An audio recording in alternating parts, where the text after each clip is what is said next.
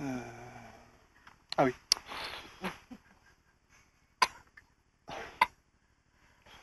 Les plus grandes histoires d'amour sont celles qui sont impossibles. Jean est seul. Alors c'est pas quelque chose qu'il a cherché, non, mais simplement il n'a pas de famille proche, il n'a pas d'amis intimes, il n'a personne avec qui partager sa vie. Il est seul comme ça. C'est pas que ça lui plaise, hein. Non, non, mais bon, c'est comme ça. Pourtant, il n'est pas plus moche qu'un autre, hein. Il est même bien. Enfin, c'est ce qu'il pense lui.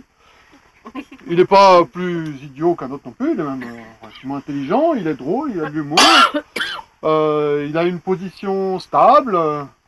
Bon, il est contrôleur des impôts. Bon, je sais, c'est pas un métier de super-héros, mais n'empêche que c'est un métier stable et il peut avoir de l'avancement, il passera inspecteur un jour. Non, mais bon, c'est vraiment pas de sa faute s'il est seul, quoi, mais bon, c'est comme ça. Justement, aujourd'hui, il est en train de contrôler une petite société dans une petite ville à l'autre bout de son département. Pour pas faire l'aller-retour sans arrêt, il a loué une chambre d'hôtel et le soir, comme il n'a rien à faire, il se promène dans la ville. C'est l'été, il fait chaud, il fait beau, donc il peut se promener, c'est agréable. Et il va au fur et à mesure des ruelles, des rues, et il tombe sur la rivière qui traverse la ville. Une jolie petite rivière, tranquille. Et donc, il longe la rivière, seul. Il y a un petit pont qui enjambe la rivière, et il monte sur le petit pont, il regarde un peu passer l'eau, tout seul. Et il continue de traverser, et de l'autre côté de la rivière, il y a un parc avec des arbres, de la verdure. Donc là, il va continuer aussi à longer la rivière. Et à un moment donné, il voit une petite sauterelle dans l'herbe, alors il la ramasse, il dit bonjour petite sauterelle. Et la sauterelle ne répond pas parce qu'on n'est pas dans un conte, alors il repose la sauterelle et il continue de marcher. Voilà. Et en marchant au bord de l'eau, à un moment donné, il voit un visage dans l'eau. Alors il relève la tête et c'est là qu'il la voit. Elle est assise sur l'herbe, à moitié cachée par un buisson sous un arbre, et elle regarde l'eau d'un air mélancolique, on va dire. Et puis sans qu'il ait fait le moindre bruit, elle tourne la tête vers lui. Et là, leurs regards se croisent. Ouais, c'est pas... c'est un peu bateau, mais c'est pas facile à expliquer non plus. Y a des choses qui se passent, effectivement. Alors, comment on peut dire mettons que quand leurs regards se croisent, juste à cet instant, lui, il sait qu'elle est exactement faite pour lui. Et encore plus fort, c'est que il sait qu'elle se rend compte au même instant que lui est fait pour elle. Bon, toujours est-il que leurs regards se croisent, ils ne se lâchent plus. Ils sourient, tous les deux. Il s'approche d'elle comme attiré par un aimant. Il s'assoit sur l'herbe à côté d'elle et puis là, il commence à discuter. Et ils discutent comme ça toute la nuit. Bon, alors, c'est vrai qu'ils n'ont pas fait que discuter. Au départ, ils commencent à parler comme ça et ils se racontent leur vie et très très vite, ils se racontent des choses très intimes. Alors, il s'aperçoit qu'elle aussi, elle est seule. Elle aussi, ça lui pèse beaucoup.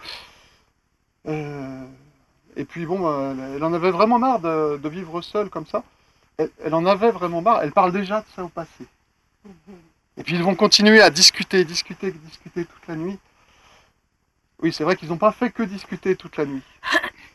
Parce que bon, la discussion, ça entraîne l'intimité. L'intimité, ça peut entraîner la tendresse. Après la tendresse vient la passion. Et il y a encore des enfants. Donc, on va dire que à la fin de la nuit, au moment où le soleil va commencer à se lever, ils sont dans une tenue beaucoup plus légère que quand ils ont commencé à discuter. Mais tout était parfait. Et puis là, Jean entend du bruit du côté du petit pont par lequel il est venu il y a quelques heures. Alors il se redresse, et il ne fait pas encore jour, le soleil va bientôt arriver, mais il voit des lumières. Il y a des gens qui arrivent avec des torches électriques sans doute.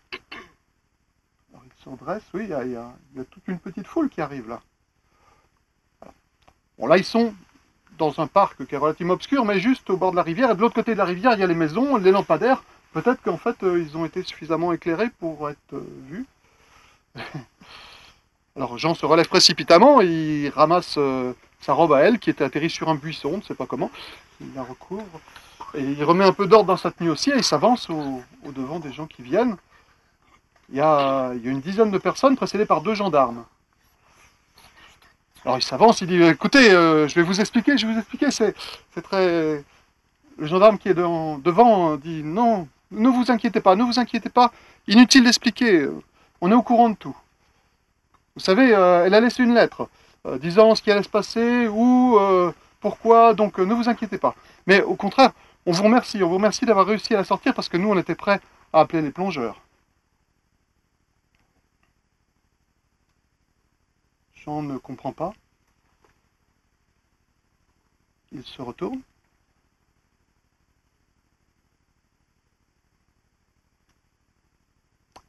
La robe encore dégoulinante d'eau se plaque sur le corps de la noyée, qui le regarde de ses yeux morts, fixement.